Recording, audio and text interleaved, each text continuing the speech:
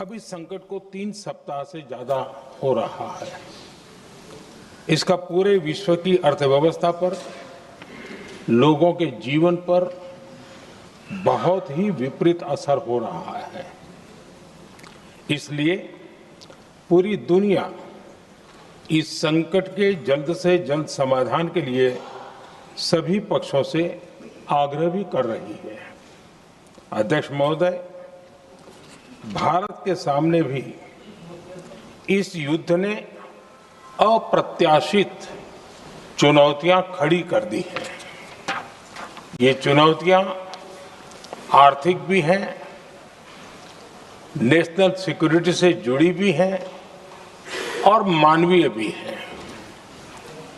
युद्धरत और युद्ध से प्रभावित देशों के साथ भारत के व्यापक व्यापारिक रिश्ते हैं।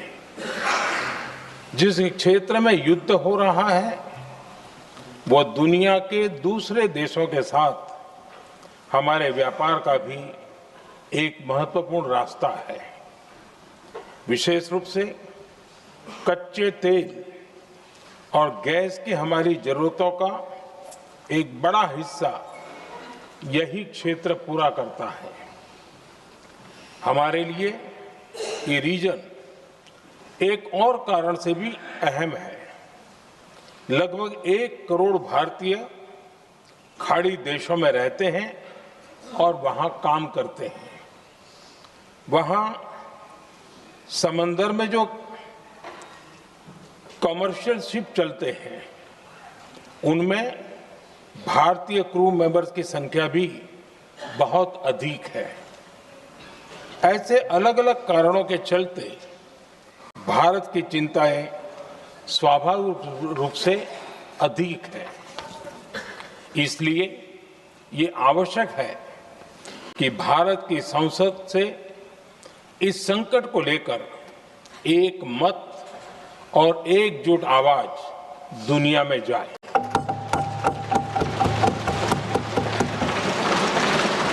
अध्यक्ष जी, जब से ये युद्ध शुरू हुआ है तब से ही प्रभावित देशों में हर भारतीय को जरूरी मदद दी जा रही है।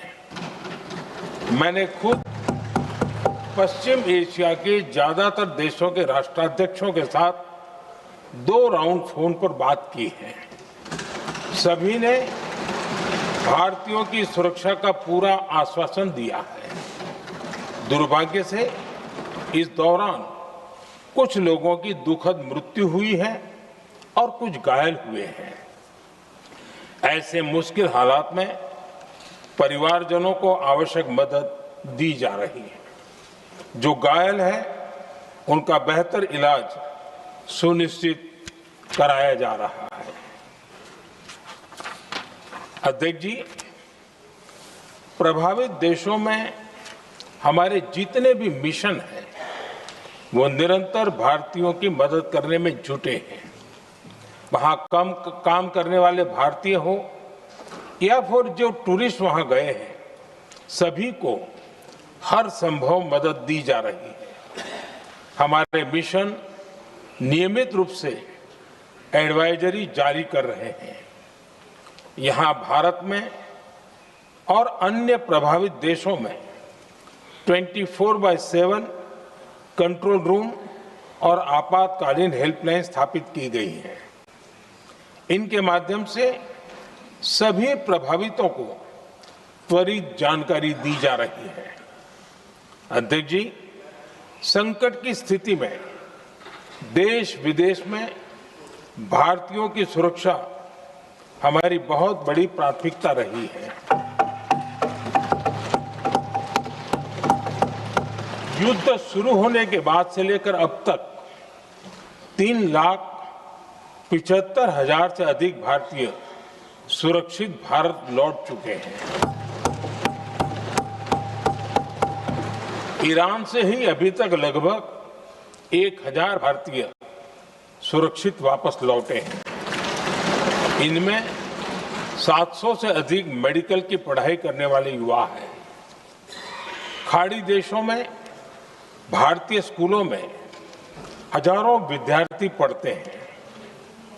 सीबीएसई ने ऐसे सभी भारतीय स्कूलों में होने वाली कक्षा 10वीं और 12वीं की निर्धारित परीक्षाओं को रद्द कर दिया है। इन बच्चों की पढ़ाई निर्बाध चलती रहे, इसके लिए सीबीएसई उचित कदम उठा रही है। यानी सरकार संवेदनशील भी है, सतर्क भी है और हर सहायता के लिए तत्पर भी है।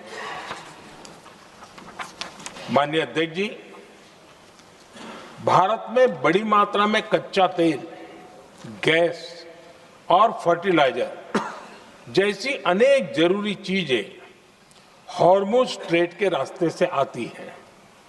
युद्ध के बाद से ही हॉर्मुज स्ट्रेट में जहाजों का आना जाना बहुत चुनौतीपूर्ण हो गया है। बावजूद इसके हमारी सरकार का ये प्रयास रहा है कि पेट्रोल, डीजल और गैस की सप्लाई बहुत ज्यादा प्रभावित न हो। देश के सामान्य परिवारों को परेशानी भी कम से कम हो, इस पर हमारा फोकस रहा है। हम सभी जानते हैं, देश अपनी जरूरत की 60% एलपीजी आयात करता है। इसकी सप्लाई में अनिश्चितता के कारण सरकार ने एलपीजी के डोमेस्टिक उपयोग को प्राथमिकता दी है। साथ ही एलपीजी के देश में ही उत्पादन को भी बढ़ाया जा रहा है। पेट्रोल, डीजल की सप्लाई पूरे देश में सुचारू रूप से होती रहे, इस पर भी लगातार काम किया गया है।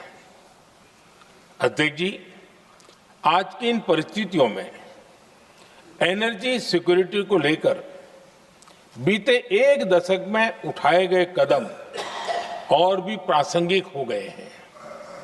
भारत ने बीते 11 वर्षों में अपनी एनर्जी इंपोर्ट का डाइवर्सिफिकेशन किया है। पहले क्रूड ऑयल, एलएनजी, एलपीजी ऐसी एनर्जी जरूरतों के लिए 27 देशों से इंपोर्ट किया जाता था। वहीं आज भारत 41 देशों से एनर्जी इंपोर्ट करता है। अध्यक्ष जी, बीते दशक में भारत ने संकट के ऐसे ही समय के लिए कच्चे तेल के भंडारण को भी प्राथमिकता दी है। आज भारत के पास 53 लाख मीट्रिक टन से अधिक का स्ट्रेटेजिक पेट्रोलियम रिजर्व है।